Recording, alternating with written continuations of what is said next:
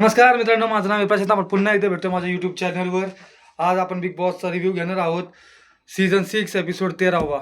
तर आजची सुरुवात झाली बिग बॉसच्या आवाजाने पहाटेचे 8 वाजता.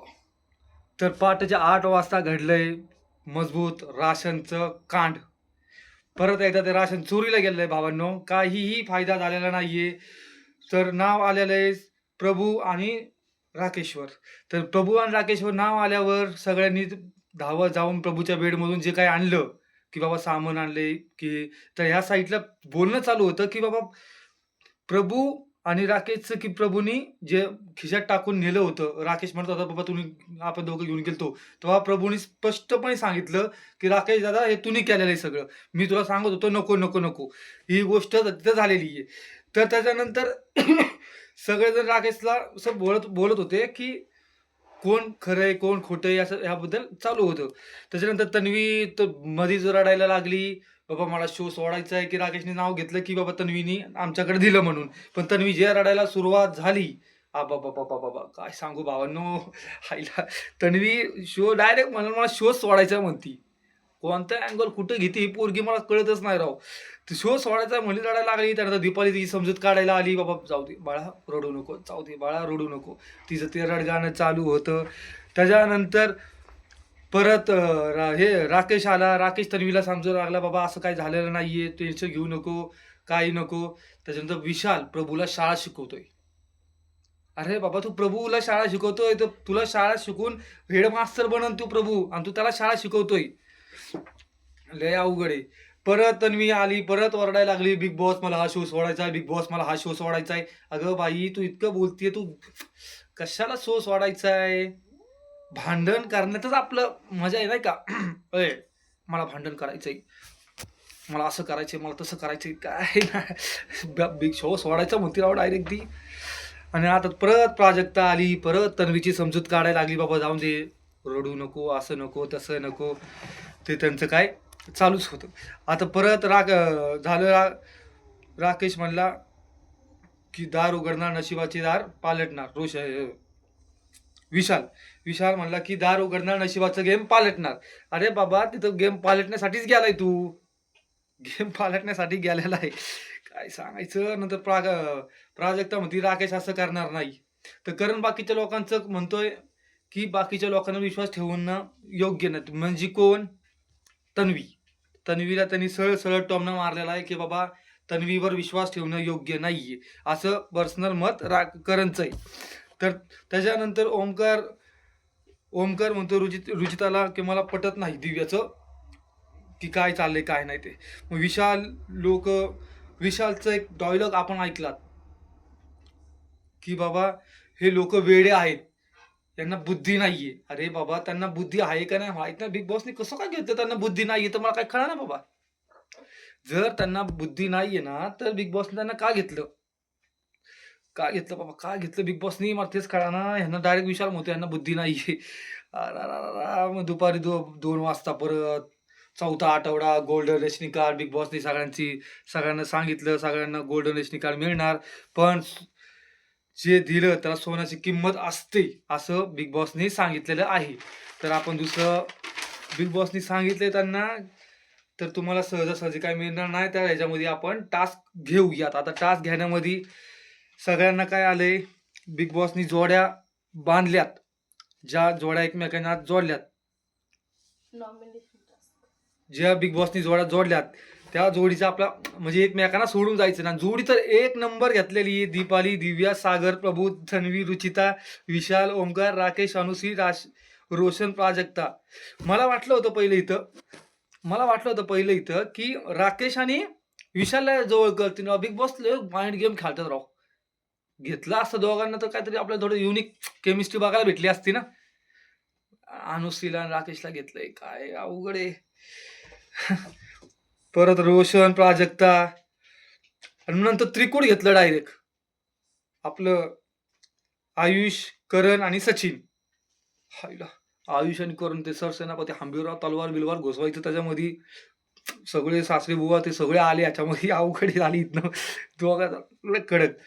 नंतर नंतर तन्वीचं तोंड पडलंय. काय करायचंय काय नाही का. तर तिची पार्टनर आता रुचिता झालेली आहे. रुचिता इथं मस्त मध्ये बोलत चालली आहे. तर तन्वी, अगं बाई तू बोल ना, तू तिच्या संगट आहे, उलट तुला चान्स भेटला पाहिजे खपाखप खपाखप टपाटप टपाटप बोलायचा. पण तू काय बोलतच नाही. आता ती तुझी तुझी एकदम जी आवडती कंटेस्टंट आहे ना रुचिता, ती शेजारी बसली ग बाई. तू तिला बोल. तू तिला बोल की बाबा असं असं झालेलं आहे. आपण एकमेकांमध्ये नाही येऊ शकत. पण तुझं तसं बोलायचं हेच नाहीये. ती बडबड बडबड बडबड करत चालली, पण तू शांत मध्ये आहेस.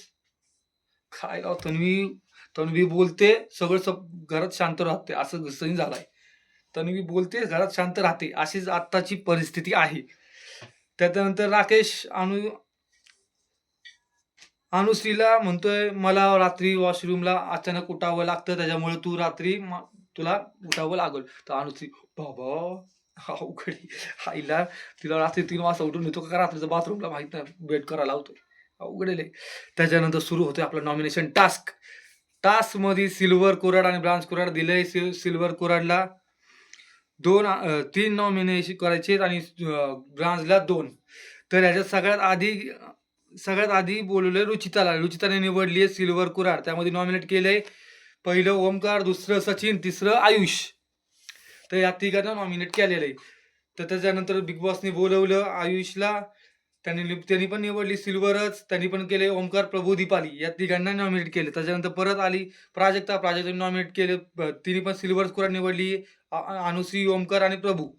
त्याच्यानंतर आली दिव्याने नॉमिनेट केले सचिन, प्रभू आणि रोशनला. दिव्याने नॉमिनेट केले रोशनला. ही गोष्ट थोडीशी खटकणारी आहे की बाबा रोशनला गेम कळालेला नाहीये.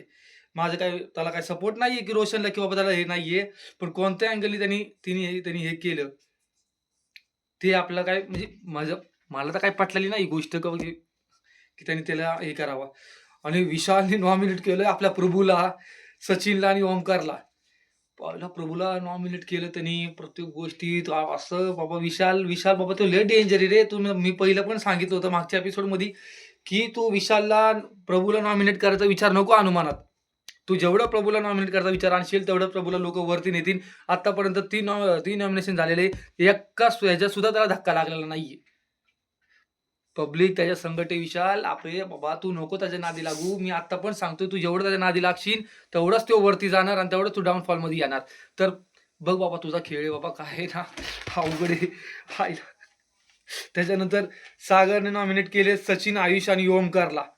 त्याच्यानंतर अनुश्रीने नॉमिनेट केलंय ओमकार, सचिन आणि आयुषला. अनुश्री यार आयुष्य पाठीमागं हात धुवूनच लागलेली आहे. त्याबद्दल तर काय वाद नाहीये. काय करावा काय नाही ते आयुष्याच्या पाठीमागच लागली. आता ते राकेशला सोडलंय आणि त्या अनुश्रीच्या पाठीमागे लागली. बाई तू एक काम कर, त्या बिग बॉसचा माईक असतो ना माईक, तो माईकच चोरून घेऊन जाते आयुषचा. तो काय बोलण्याच्या पण ह्याचा नाहीये. काय म्हणजे तोंड बोलण्याच्या पण ह्याचा नाहीये. त्यामुळं काय त्याला तू हेच करून टाक. त्याच्यानंतर दीपाली आली. दीपालीने नॉमिनेट केले आयुष, करण आणि सचिन. हायला दीपालीने आयुष, करण आणि सचिनला नॉमिनेट केले. अगं बाई जो सचिन तुझ्या पुढं इतका करतो, तुला इतकी रिस्पेक्ट देतो, तू प्रत्येक गोष्टीत विवळती ना तेव्हा तो तुझ्या मदतीला येतो. तर ही गोष्ट अशी तिथं मला पण पटलेली नाहीये. म्हणजे असं म्हणजे आपलं पर्सनलाइज मत आहे. त्याच्यानंतर रोशनने नॉमिनेट केले तन्वी, राकेश आणि दिव्याला. रोशनने नॉमिनेट केले तन्वी, राकेश आणि दिव्या. मी राकेश आणि दिव्या तर समजू शकतो, तर तन्वीला का नॉमिनेट केलंय हे माझ्या डोक्यात बसण्यासारखं नाहीये. कारण की त्याचं एकच म्हणणं होतं की तन्वीने चोरी केली. बाबा तन्वीने जेव्हा चोरी केली तू बघितलं, तिने ऑन द स्पॉट ती तुला सांगतीये की बाबा तू तुझ्या डोळ्याने बघितलंय का मी ठेवलंय का नाही. ती ओपनली तिथं सांगतेय. ही गोष्ट थोडी खटकणारी आहे. त्यानंतर प्रभूने नॉमिनेट केलंय नीट ऐका मित्रांनो. प्रभूने नॉमिनेट केलंय प्राजक्ता, आयुष आणि विशालला. भाई ह्या पोराचा स्वॅगच वेगळा आहे. मी प्रभूला पाठिंबा देत नाहीये किंवा सपोर्ट करत नाहीये, पण प्रभू जे खेळतो ना, आई शपथ ह्या घरामध्ये कुणीच असा खेळतो तर मस्त मास्टर माइंड आहे. प्राजक्ता विशालला असा बोलतो ना तो कडक, बाबा बाबा बाबा बाबा. प्राजक्ताला पण खतरनाक, त्याचा नादच करायचा नाही प्रभूचा. त्याच्यानंतर राकेश भाऊनी डायरेक्ट रोशनला, आयुषला आणि सचिनला केलं. मला एक कळत नाही राकेश भाऊ, तुम्ही त्या सचिनच्या इतकं जवळ आहे सचिन, तुम्हाला इतकं चांगला बोलतो, सगळं करतो. तुम्ही कसं का बरं त्याला नॉमिनेट केलं? पाहिला म्हणजे जो माणूस तुमच्या समोर आहे, तुम्ही त्याला नॉमिनेट करताय. जो तुमच्या सपोर्टला येतो, तुम्ही त्याला नॉमिनेट करताय. असू दे आता तुमचा खेळ आहे. त्यातमध्ये आयुष पण आला. आता तुमच्या दोघांचं काय असेल ते असेल बाबा. आता काय मित्र मित्र ना राहा, दोस्त दोस्त ना राहा आणि दुश्मन दुश्मन पण ना राहा. असेल काहीतरी. हां. तर मग करणनी पण नॉमिनेट केलंय अनुश्री, दीपाली आणि ओमकारला.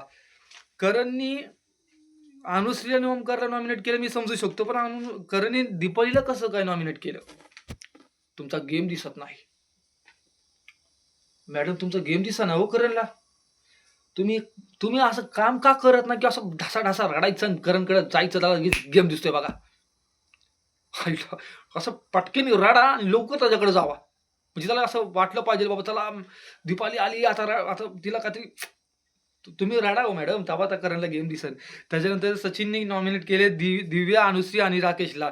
इथं थोडा इमोशनल सीन झाला, की जे चिमणी-बिमणी असेल, घरचं काही पोरगी-बिरगी असेल, तर दिव्याला जो बोलत होता, तर दिव्याने त्यांचं मन तोडलेलं आहे किंवा काय झालेलं आहे, ते थोडंसं इकडं-तिकडं झालंय 10-12, 10-12.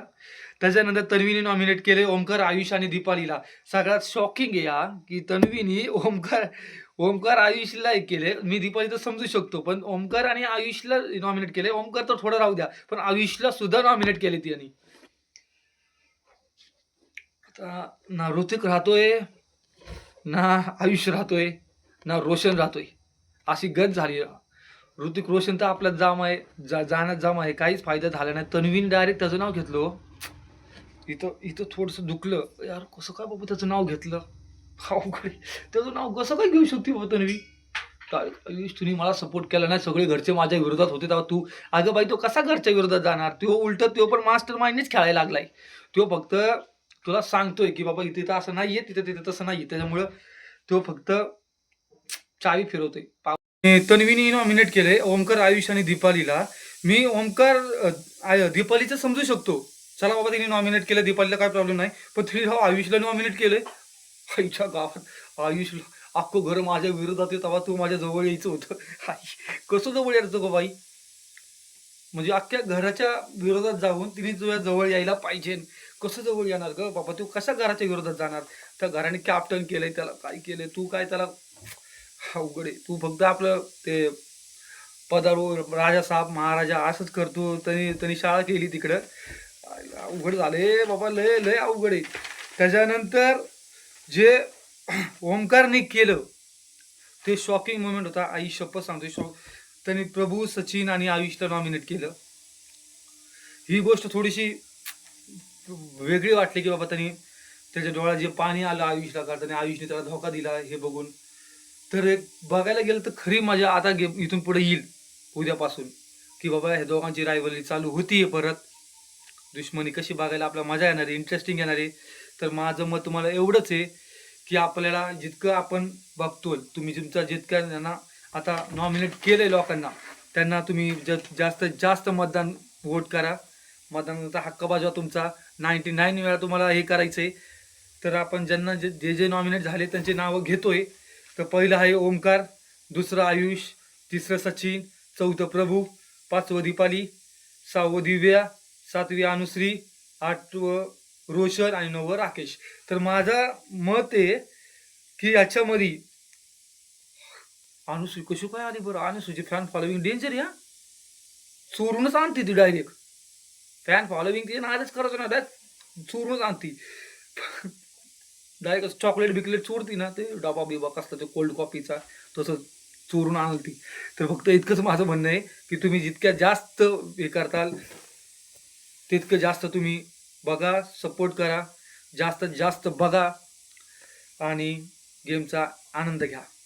धन्यवाद खूप खूप आणि शुभरात्री.